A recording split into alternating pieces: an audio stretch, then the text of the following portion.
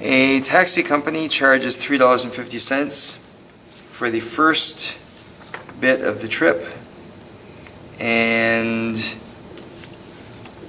for the first 3 kilometers or part thereof, and then an additional 50 cents for every kilometer after that.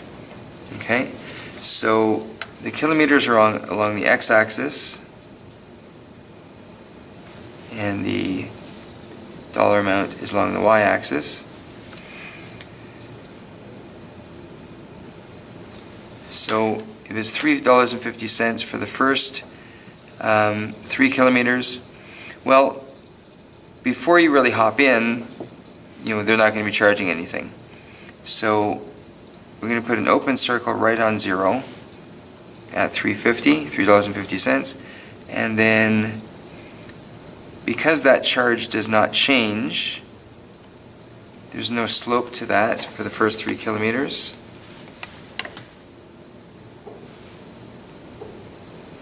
Try to draw that as horizontal as possible.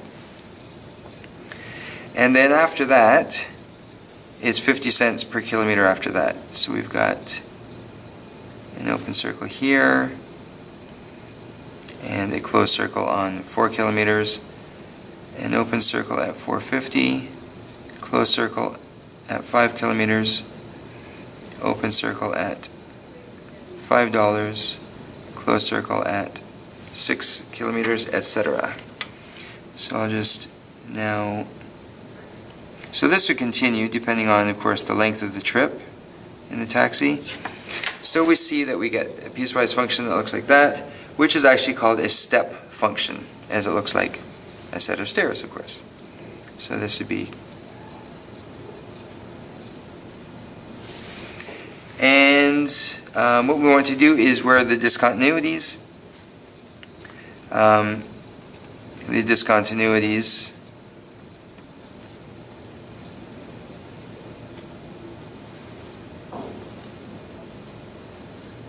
are every kilometer after the initial 3 kilometers.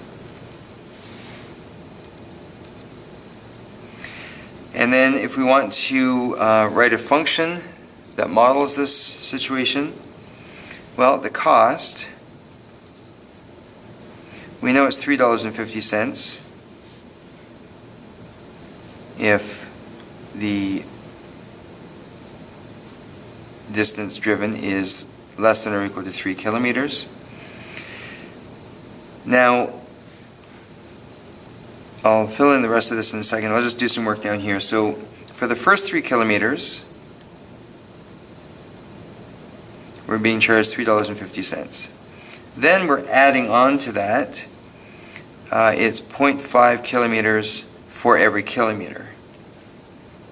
However, we can't recharge for all of the first initial 3 kilometers, so we need to subtract off those 3 that have already been charged. Okay, and then just algebraically we can just simplify that here. So we got 350 plus 0.5x minus 50,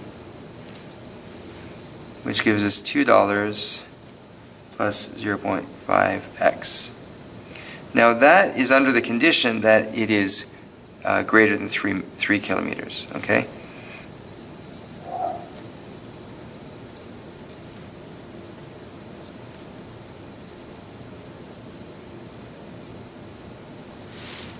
Okay, and that would be the function that would represent the situation of this step function of the taxi ride. Okay, and then the last little bit here, for what value of the constant c is this function, given by this, continuous at every number? Well, we have to make an assumption here. If we're going to make it continuous at every number, then at this kind of division point of x equals 2, then if it's going to be continuous, then that means that those 2 parts of this function have to be equal. So we'll just state that x plus c equals cx squared plus 1. And then, because x is 2, we just substitute 2 in.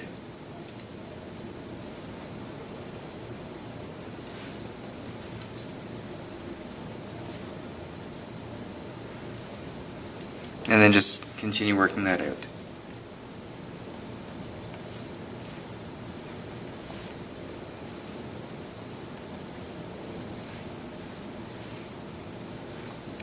Okay, so for